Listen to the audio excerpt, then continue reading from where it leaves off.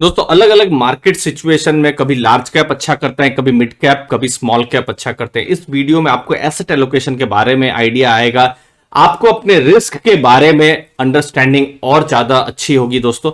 तो सबसे पहले मैं आपको डेटा दिखाता हूं। ये देखिए, ये पिछले 16 सालों का, यस 16 ईयर्स का ये डेटा है। पहला डेटा आप जो देख रहे हैं ये लार्ज कैप कंपनीज का डेटा है, मतलब निफ्टी 100 का, जो टॉप की 100 कंपनीज है। अब देखिए, टॉप की 100 कंपनीज है उनको लार्ज कैप कहा जाता है मार्केट कैप के हिसाब से, ठीक है। फिर उसके बाद नेक्स्ट 150 कंपनी जो है, 101 से 250 नंबर की कंपनी, उनको कहा जाता है मिड कैप, ठीक है। तो वो मिड कैप कंपनीज होती है।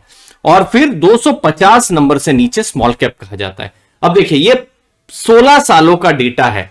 अब जब ये 16 सालों का डेटा को एनालिसिस किया गया, इस वीडियो में हम यही एनालिसिस करने वाले हैं।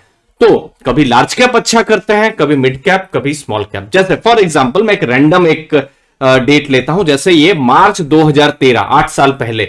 उस समय जैसे अभी टेपर टेंट्रम फेड की बात चल रही, तो उस समय में भी टेपर टेंट्रम जो है, फेड जो है, जो मनी है वो निकाल रहा था। तो उस समय आप देखेंगे मार्केट नीचे थी, स्मॉल कैप्स अच्छा परफॉर्म नहीं कर रहे थे, मिड कैप ठीक ठाक परफॉर्म कर रहे थे, लेकिन लार्ज कैप ने अच्छा परफॉर्म किया हुआ था।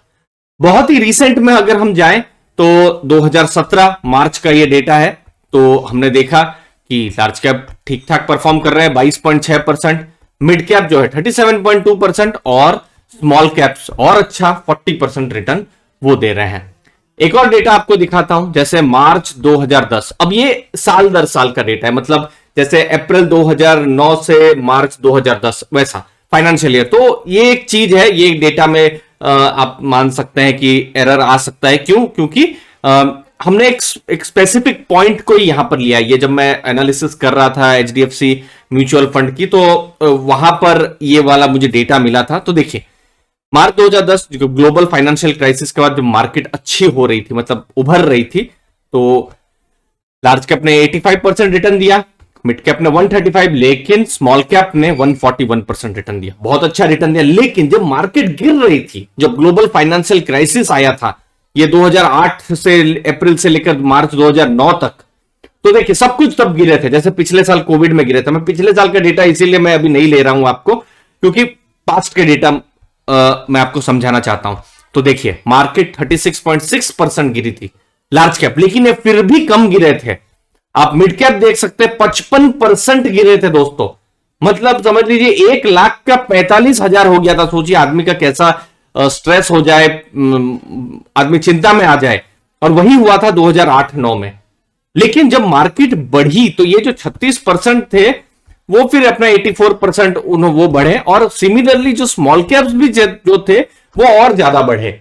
तो इसीलिए एक मुझे चीज बिल्कुल समझ में आती है कि स्मॉल कैप इन्वेस्टिंग जो है, जो बहुत हाई रिस्क वाले इन्वेस्टर है, जो थोड़ा डेयर डेविल इन्वेस्टर है, उनके लिए सही रहता है।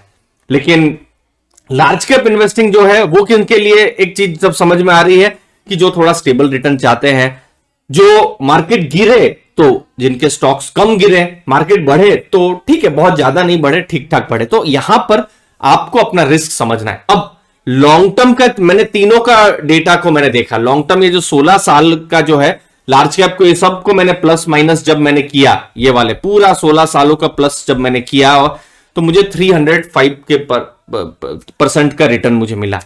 मिड कैप का रिटर्न कुछ 388% मिला, और स्मॉल कैप का रिटर्न 395%। मतलब रिटर्न सबसे ज्यादा कहां मिले हैं? स्मॉल कैप में मिले हैं। लेकिन स्मॉल कैप में आपको ऐसे भी समय आए हैं जब बहुत ज्यादा स्मॉल कैप्स गिरे हैं। तो इसीलिए यहां पर स्मॉल कैप्स में जब आप इन्वेस्ट कर रहे हैं, स्मॉल कैप कंपनीज में इन्वेस्ट कर रहे हैं, तो रिस्क ये समझ के रखिए कि रिस्क आप ज्यादा ले रहे हैं। और दूसरी चीज क्या है, ये 251 नंबर से 500 की कंपनीज है, तो यहां पर लिक्विडिटी कम रहती है। ये बड़ा है, और यहां पर कुछ कंपनियां हो सकती हैं बिल्कुल फेल भी कर जाए, तो परमानेंट लॉस ऑफ कैपिटल भी हो सकता है। मैं ऐसा नहीं कहता हूं कि लार्ज कैप में नहीं होगा, वहां पर भी हो सकता है। बहुत सारी लार्ज कैप कंपनीज जो है बिल्कुल नीचे, एक टाइम में यस बैंक भी निफ्टी का पार्ट हुआ करती थी, आज यस बैंक में लोग स्ट्रगल कर रहे हैं। तो सिमिलरली रिस्क तो है ही। अब लार्ज कैप में क्या प्रॉब्लम है, जब मार्केट बढ़ रही होगी तो लार्ज कैप अच्छा रिटर्न शायद नहीं दे पाए। अब देखिए, अब ये लेटेस्ट की बात करते हैं, पिछले साल की बात करते हैं। मार्केट गिरी थी अप्रैल 1 से लेकर मार्च 2021, इसी साल की बात करते हैं।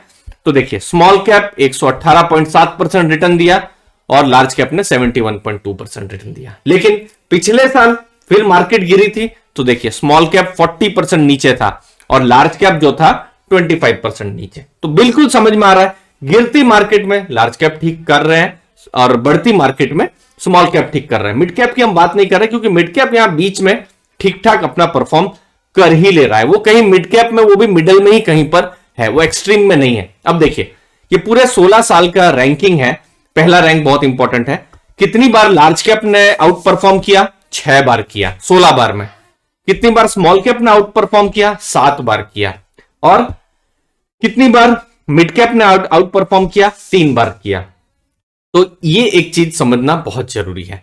तो मार्केट बढ़ रही है, तो इसीलिए यहां पर डाइवर्सिफिकेशन करना बहुत जरूरी है। और ये तो मैं इक्विटी मार्केट्स की बात कर रहा हूं।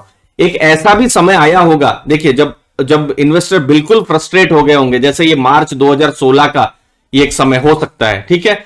यहां पर इन्वेस्टर एकदम फ्रस्ट्रेट हो गए होंगे। अब देखिए, पूरा नेगेटिव रिटर्न्स है, लेकिन उस समय में हो सकता है एफडी ने भी अच्छा रिटर्न दिया हो। तो इसीलिए हर एसेट क्लास में इन्वेस्ट करना, वही मैं एसेट एलोकेशन के बारे में बात करता हूं। कभी गोल्ड भी अच्छा कर सकता है, जैसे पिछले साल मार्केट जब गिर रही थी तब गोल्ड ने भी बहुत अच्छा परफॉर्म किया था।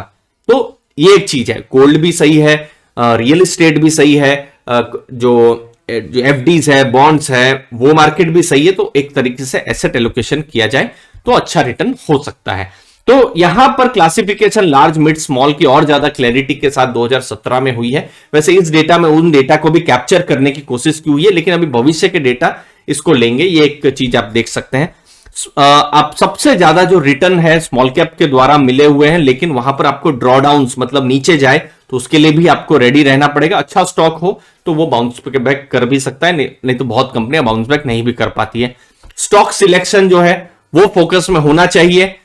एसेट एलोकेशन बिल्कुल मस्ट है, और कभी कभी एफडीज भी अच्छा रिटर्न दे सकती है दोस्तों। तो इंपॉर्टेंट मुझे लगता है, इस डेटा से आपको वैल्यू मिली होगी, आपको एक बर्ड्स आई व्यू आपको मिला होगा। आपके कीमती समय के लिए बहुत बहुत धन्यवाद। Thank you very much.